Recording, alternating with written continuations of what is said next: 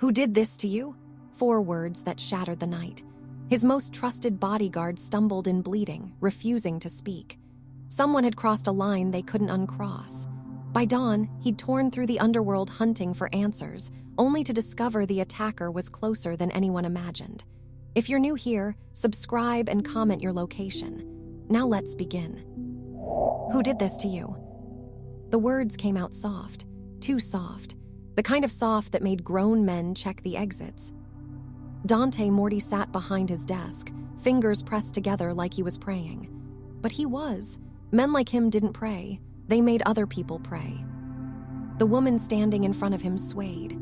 Blood dripped from her split lip onto his expensive carpet. Her right eye was swollen shut. Purple bruises covered her neck like someone had tried to strangle her. Her name was Alina. For 3 years, she had been his shadow, his bodyguard, the person he trusted more than his own brother. She had taken bullets for him, knives. She had killed 12 men to keep him alive. And now someone had hurt her. "Alina," his voice was still quiet, "I asked you a question." She didn't answer, just stood there, breathing hard, holding her ribs like they might fall out if she let go. Dante stood up slowly. He walked around the desk. Each step echoed in the quiet office. When he reached her, he touched her chin, tilting her face toward the light. The damage was worse than he thought. Someone had beaten her badly. This wasn't a quick fight. This was punishment. This was someone trying to send a message. "Sit down before you fall down," he said. "I'm fine."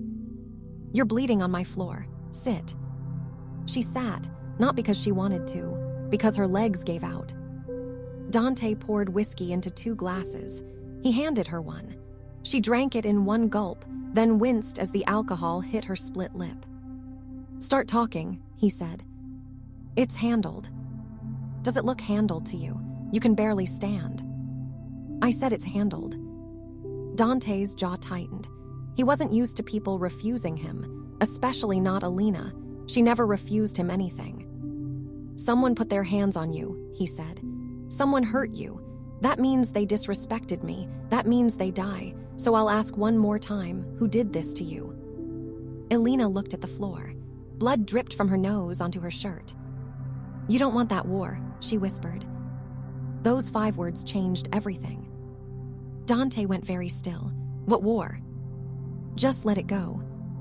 "Let it go," he laughed, but there was no humor in it. "Someone beat my bodyguard half to death and you want me to let it go?" "Yes." "Why?" She didn't answer. Dante grabbed his phone. He hit speed dial. "Marco, get in here now." 30 seconds later, the door opened. Marco Vitelli walked in. He was Dante's second in command, his best friend since childhood, a man who had helped him build this empire from nothing. Marco took one look at Alina and froze. "What happened?" "That's what I'm trying to find out," Dante said. "Call everyone. Every soldier, every captain, every made man in the family. I want them here in 1 hour. Someone hurt Alina. I want to know who."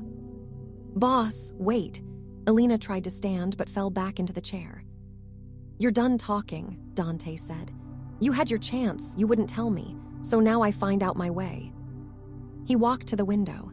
Outside, the city sparkled. Rome at night, beautiful and deadly, just like this life. "Get the doctor for her," he told Marco. "And start making calls. I want names. I want locations. I want to know everyone Alina saw today, everyone she talked to, everyone she looked at." "On it."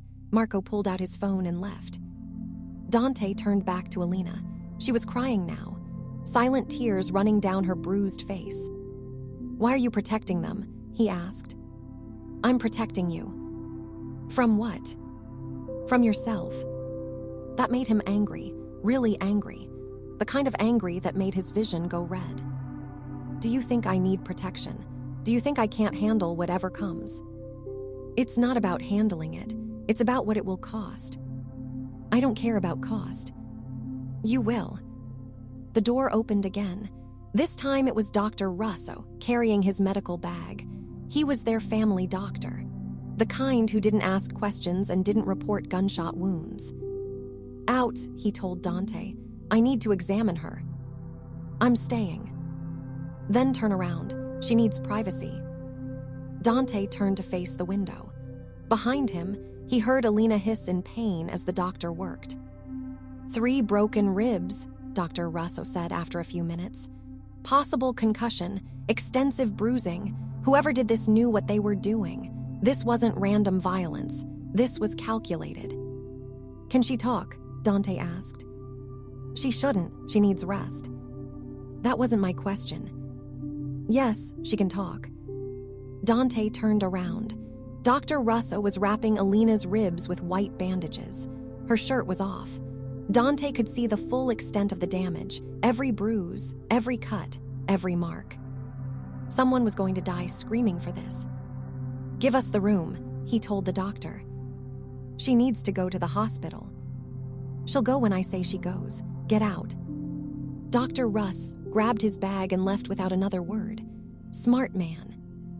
Dante pulled a chair over and sat in front of Alina. He leaned forward, elbows on his knees. I've killed men for less than this, he said quietly. I've burned entire families to the ground for disrespecting me. And you think I'm going to let someone hurt you and walk away? You think I'm going to pretend this didn't happen? It's complicated. Then uncomplicate it. She looked at him, really looked at him, and for the first time in 3 years, he saw fear in her eyes. Not fear of him, fear for him. It was Tommy, she said. The name hit him like a punch. Tommy Castellano, one of his captains, a man who had been with the family for 15 years, a man he trusted. Tommy did this. Dante's voice was ice. Yes. Why? Alina closed her eyes. Because I turned him down. The room went silent. Dante could hear his own heartbeat, could hear the clock on the wall ticking. He made a move on you. 3 months ago, at the Christmas party, he got drunk, said he wanted to take me to dinner. I said no. And he didn't like that answer. He kept asking, kept pushing. Finally, I told him if he touched me again, I'd break his arm. So he did this. Today, he cornered me in the parking garage, said I thought I was too good for him, said I was just a whore with a gun. I told him to back off. He didn't, so I broke his nose. Dante felt something cold spread through his chest. You broke his nose. Yes. And then his crew showed up, 5 of them. They held me down while Tommy, her voice cracked, while Tommy taught me a lesson. Dante stood up so fast the chair fell over. 5 men held you down while Tommy Castellano beat you. It wasn't a question. Yes. And you didn't tell me because. Because Tommy is your captain. Because those 5 men are soldiers you trust. Because if you go after them, it splits the family. Some will stand with you. Some will stand with Tommy, and we'll have a war, a real war. People will die. Good people. Innocent people. I don't care. I do. Dante walked to his desk. He opened a drawer and pulled out a gun. He checked the clip. Full. He put the gun in his belt. What are you doing? Alina asked. What I should have done the second you walked in here bleeding. Dante, please. Where is he? I don't know. Where is Tommy Castellano right now? I don't know. He walked to the door, yanked it open. Marco was in the hallway, phone pressed to his ear. Find Tommy, Dante said. Right now, I don't care where he is or what he's doing. Find him and bring him to me, alive. Marco's eyes went wide. What happened? Just do it. Boss, if this is about Alina. It's about respect. It's about loyalty. It's about remembering who the hell runs this family. Now find him. Marco nodded and started making calls. Dante went back inside. Alina was standing now, holding her ribs. You can't do this, she said. Watch me. If you kill him, you'll start a war. Then we'll have a war. People will die. They should have thought of that before they put their hands on you. She grabbed his arm. Her grip was weak but desperate. Please, I'm begging you, let this go. Why do you care so much about protecting him? I don't. I care about protecting you. I don't need protection. Yes, you do, Because when you kill Tommy, you'll have to kill his whole crew, all 5 of them. And when you do that, their families will want revenge. And then you'll have to kill them too. And it won't stop. It never stops. I've seen this before. I watched my father destroy himself over something exactly like this. Dante went still. Elena never talked about her father. Never talked about her life before she came to work for him. Your father. She nodded. He was a boss in Naples. Someone hurt someone he cared about. He went to war over it. By the end, half the family was dead, including him. I'm not your father. No, you're smarter, so be smart now. Let me handle this my way. Your way got you beaten half to death. My way keeps the family together. The door opened. Marco stuck his head in. Found him, he's at Rosa's, the restaurant on 5th Street. Dante grabbed his jacket. How many men does he have with him? 4, looks like his usual crew. Good, get 20 of ours. We're going to have a conversation. Dante, no. Elena tried to follow him but stumbled. He caught her. For a second, they stood there, close enough that he could see every bruise, every cut, every mark that Tommy had put on her. I'm going to ask you something, he said quietly. And I want the truth. Did he do anything else? Anything you're not telling me? She looked away. That was answer enough. Dante felt something break inside him, something that had been holding back the rage, the violence, the monster he kept locked up for situations exactly like this. Stay here, he told her. Rest. When I get back, Tommy Castellano will never hurt anyone again. He left before she could argue. In the hallway, 20 men were waiting, all of them armed, all of them loyal. Marco stood at the front, checking his gun. What's the play? Marco asked. We walk in, we take them, we bring them back here. And then I make an example. They left. The drive to Rosa's took 15 minutes. 15 minutes for Dante to think, to plan, to decide exactly how much pain he was going to cause before he allowed Tommy to die. Rosa was a small Italian restaurant, family-owned, neutral territory. Nobody started trouble at Rosa's. It was an unwritten rule. Dante was about to break that rule. They parked outside. 20 men got out of 5 cars. People on the street saw them and scattered. Smart. Marco, take 10 men and cover the back exit. I don't want anyone leaving. Got it. Marco took his team around back. Dante walked to the front door with the rest of his soldiers. He didn't knock, just pushed the door open and walked in. The restaurant went silent. People eating stopped with forks halfway to their mouths. The owner, an old woman named Rosa, looked up from behind the counter. Mr. Morty, she said nervously, we weren't expecting you. Where is he? Dante asked. She didn't need to ask who. She pointed to the back corner. Tommy Castellano sat at a table with 4 other men. They were laughing about something, drinking wine, having a good time. That was about to change. Dante walked toward them.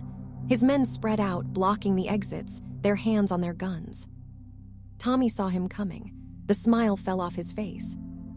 Boss, he said, standing up, what's going on? Dante didn't answer. He just walked up to Tommy and punched him in the face. Tommy went down hard. His chair crashed backward.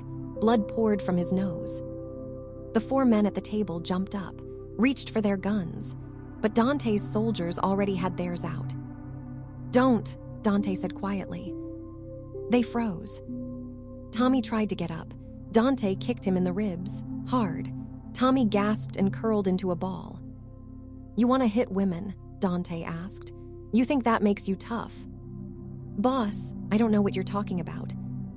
Dante kicked him again. Elena, my bodyguard, the woman you and your crew beat up today. Ring any bells? Tommy's eyes went wide. That was a misunderstanding. A misunderstanding, Dante laughed. You broke 3 of her ribs, you gave her a concussion, you left marks on her neck. What part of that was a misunderstanding? She came at me, she broke my nose. Because you put your hands on her first. I barely touched her. Dante pulled out his gun. He pressed it against Tommy's forehead. The restaurant went completely silent. "You have 5 seconds to tell me why I shouldn't kill you right here," Dante said. Because I'm family. Because I've been loyal. Because I've made you millions." Wrong answer. Dante pulled the trigger. The gun clicked. Empty chamber. Tommy screamed and wet himself. Dante smiled. It wasn't a nice smile. "Relax, I'm not going to kill you here. That would be disrespectful to Rosa. She runs a good establishment." He looked at his men. "Take them, all 5 of them." His soldiers moved fast. They grabbed Tommy and his crew, zip-tied their hands, and dragged them toward the door. "Boss, please," Tommy was crying now. "I'm sorry, I made a mistake, please." "You did make a mistake," Dante agreed. "You forgot who you work for. You forgot the rules. You forgot that every person in this family is under my protection. And when you hurt one of mine, you hurt me." They threw Tommy into the trunk of a car. His crew went into other trunks. Within 2 minutes, they were gone. Dante turned to Rosa. "Sorry about the mess." She nodded, too scared to speak. He pulled out a stack of cash and put it on the counter. "For your trouble." Then he left. Back at the compound, Dante had them brought to the basement, the place where problems got solved, the place where people learned what happened when they crossed the Morty family. It was cold down there. Concrete floors, concrete walls, a drain in the center of the floor for easy cleanup. Tommy and his 4 men were tied to chairs, all of them bleeding, all of them terrified. Dante walked down the stairs slowly. Each footstep echoed. He'd changed his clothes, put on old jeans and a black shirt, clothes he didn't mind getting dirty. Marco followed behind him, carrying a toolbox. "Please, boss," Tommy said, his voice shook. "Let me explain." "Explain what? How you cornered a woman half your size. How you got your friends to hold her down while you beat her. How you broke her ribs and gave her a concussion because she refused to sleep with you." "It wasn't like that." "Then what was it like?" Tommy's mouth opened and closed. No words came out. Dante set the toolbox on a table. He opened it slowly. Inside were tools, hammers, pliers, knives, things that could cause pain without causing death. Not right away, anyway. "You know what the problem is with men like you?" Dante asked. "You think being part of this family makes you untouchable. You think you can do whatever you want because you've got a gun and some friends. You forget that there are rules, lines you don't cross." He picked up a hammer, tested its weight in his hand. "Hurting women is one of those lines." "I didn't mean to hurt her that bad," Tommy said. "I just wanted to teach her some respect." "Respect?" Dante walked over to him. "You wanted to teach Alina respect. Alina, who has killed more men than you've even met. Alina, who took a knife in the gut to save my life. You thought she needed to learn respect from you. She acts like she's better than everyone. She is better than you." Dante swung the hammer. It connected with Tommy's knee. The sound was like a branch snapping. Tommy screamed, the kind of scream that came from deep in the bones. "That's one," Dante said calmly. "Alina has 3 broken ribs, so we've got 2 more to go before we're even." "Boss, please, I'm sorry." "Sorry doesn't fix broken ribs." He swung again, Tommy's other knee. Another scream, another crack. The 4 other men in chairs were crying now. One of them had passed out. Another was praying. "Now," Dante said, setting down the hammer, "let's talk about your friends here. The ones who held Alina down. The ones who watched while you beat a defenseless woman." He walked over to the first man. Young, maybe 25, his name was Paulie. "Did you enjoy it?" Dante asked. "Did it make you feel like a big man?" "No, sir, I swear. Tommy ordered us to. We had to follow orders." "You had to?" "Yes, sir."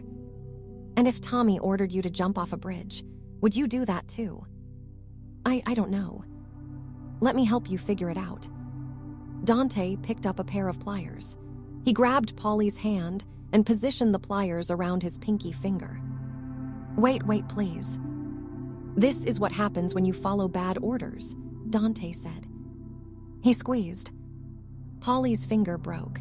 He screamed and thrashed against the ropes. Dante moved to the next man. then the next, then the next. By the time he was done, all 4 of them had at least one broken finger. All 4 of them were sobbing. But he wasn't done. "Marco," he said, "bring her down." "Boss, are you sure?" "Bring her down." Marco went upstairs. 2 minutes later, he came back with Alina. She was moving slowly, holding her ribs, but she was standing. She looked at Tommy and his crew, looked at their broken bodies, looked at the blood on the floor. "What did you do?" she asked quietly. "What needed to be done?" Dante said. "I told you to let it go. And I told you that's not how this works." He walked over to her, gently took her arm, led her to stand in front of Tommy. "Look at him," Dante said. "Look at the man who hurt you." Tommy was crying. Snot ran down his face. Both his knees were destroyed. He'd never walk right again. "I'm sorry," Tommy sobbed. "Alina, I'm so sorry. I was drunk. I was stupid. Please, please tell him to stop." Alina stared at him for a long moment. Her face showed nothing. "You called me a whore," she said quietly. "I didn't mean it. You said I thought I was too good for you. I was angry. You held me down and beat me while your friends watched. I know, I'm sorry. Sorry doesn't fix broken ribs." She turned to Dante. "Are you going to kill him? Do you want me to?" She thought about it, really thought about it. No. That surprised him. No. Death is too easy. I want him to live. I want him to wake up every day and remember what he did. Remember what it cost him. I want him to see me every time he's in a room and remember that he's the reason he can't walk anymore. Dante smiled. This was why he trusted her, why he valued her above all his other soldiers. She was smart. She understood that sometimes the cruelest thing you could do to someone was let them live. "You heard her," Dante said to Tommy. "You get to live, but you're done. You're out of the family. You get no protection, no money, no respect. And if I ever see you again, if I ever hear that you've so much as looked at a woman wrong, I'll finish what I started tonight." "What am I supposed to do?" Tommy asked. "How am I supposed to survive?" "Not my problem." Dante looked at the 4 other men. "Same goes for you. You're out, all of you. Pack your things, leave the city. If you're still here in 24 hours, you're dead."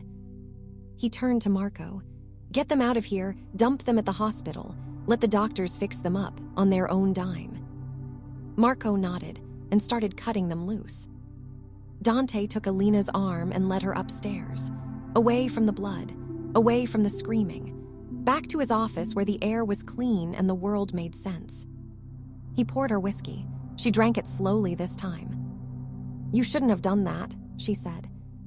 "I had to." "Why?" "Because you're mine to protect.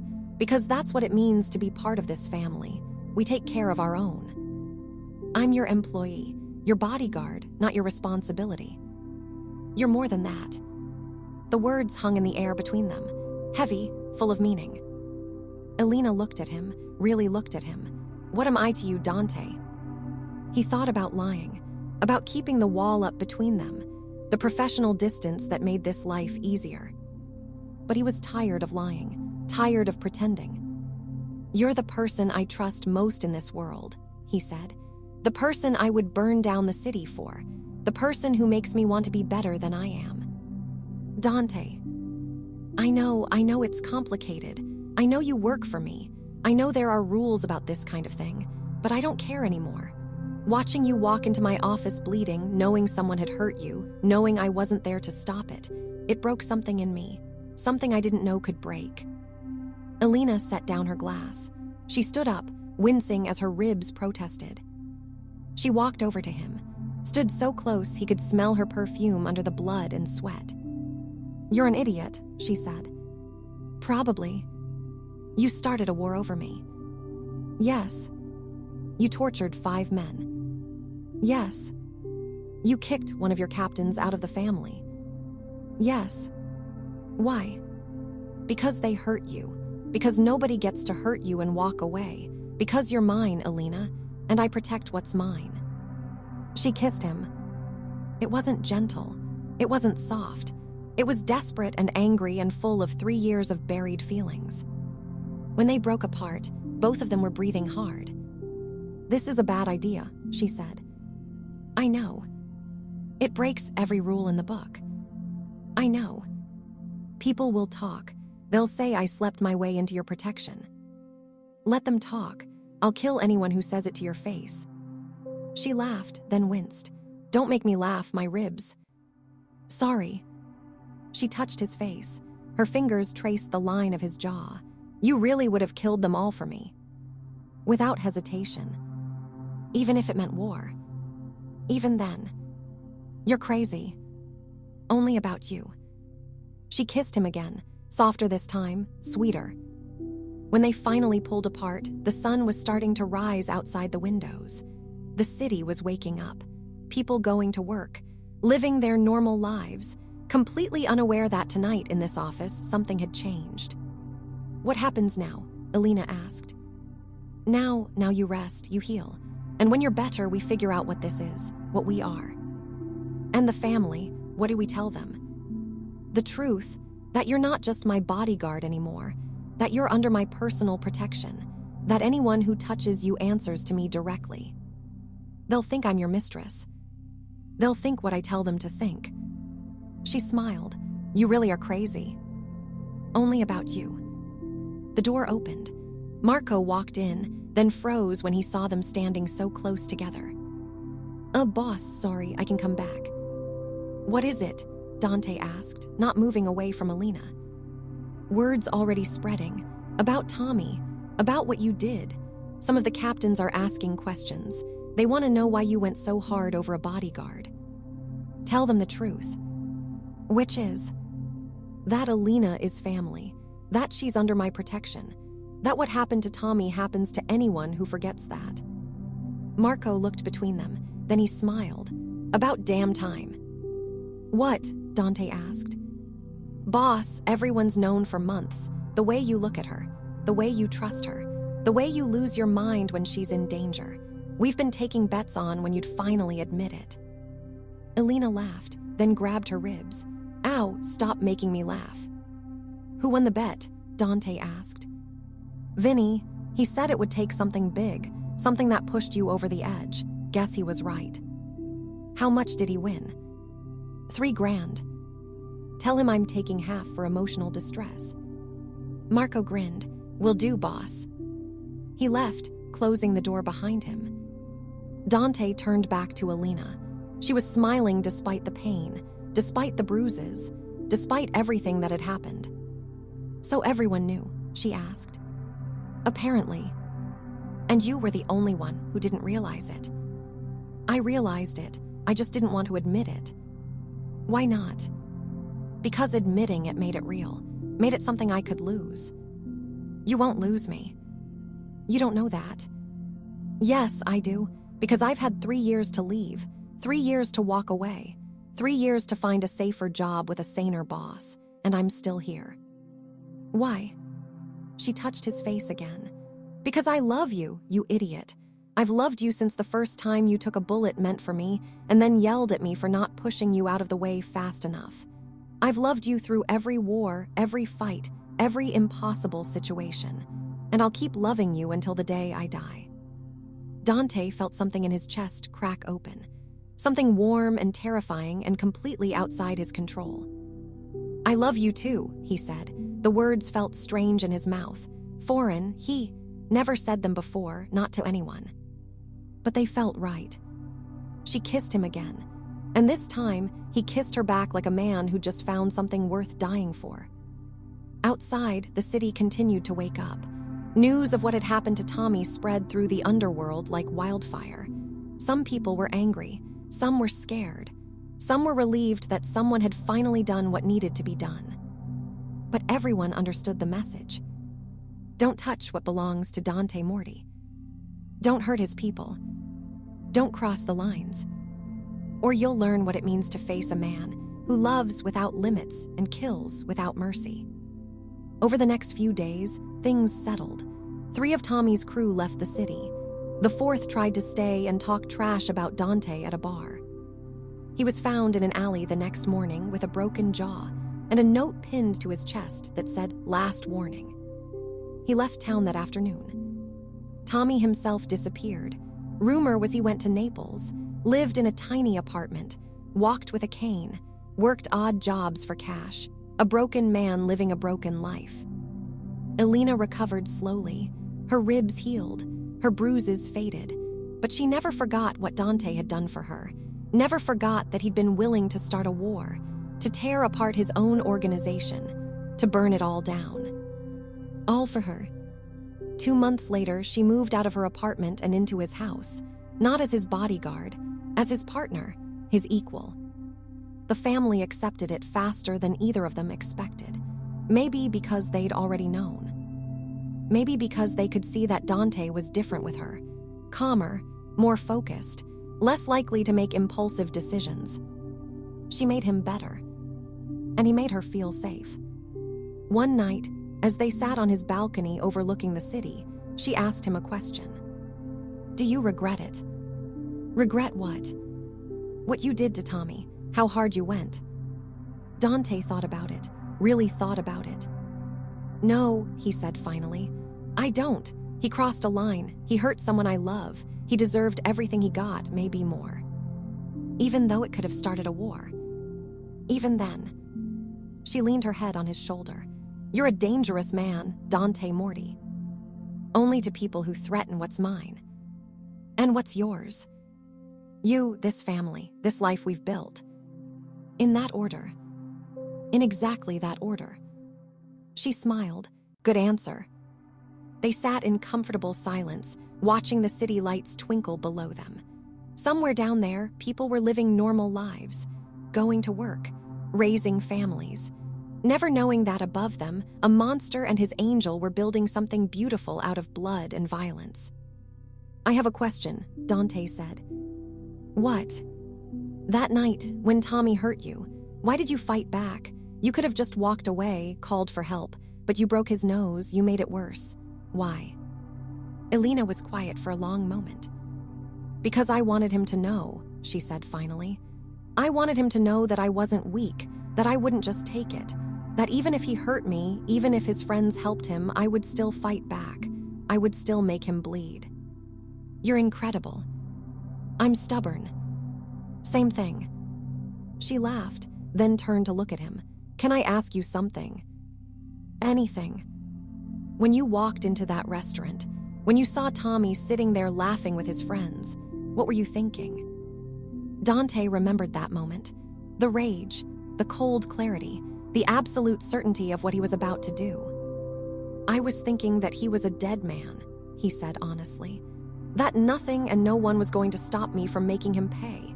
That I would kill him and anyone who got in my way." "What changed?" You asked me not to kill him. You said you wanted him to live with what he'd done, so I let him live. And if I hadn't asked, then we'd be having this conversation while the police dragged the river for Tommy's body." She shivered, not from fear, from something else, something darker. "You scare me sometimes," she admitted. "Good, you should be scared. This life is scary. What I am is scary. But I love you anyway." "I know, that's what makes you crazy." She kissed him, slow and deep and full of promise. When they finally broke apart, she whispered, "Take me to bed." "Your ribs are healed enough. Take me to bed, Dante." He did. And later, as they lay tangled together in the dark, both of them breathing hard and satisfied, Dante realized something. For the first time in his entire life, he was happy. Truly, completely happy. He had power, he had money, he had respect. But none of that mattered compared to the woman sleeping in his arms. She was his weakness, his vulnerability, the one thing his enemies could use against him. And he didn't care. Let them try, let them come.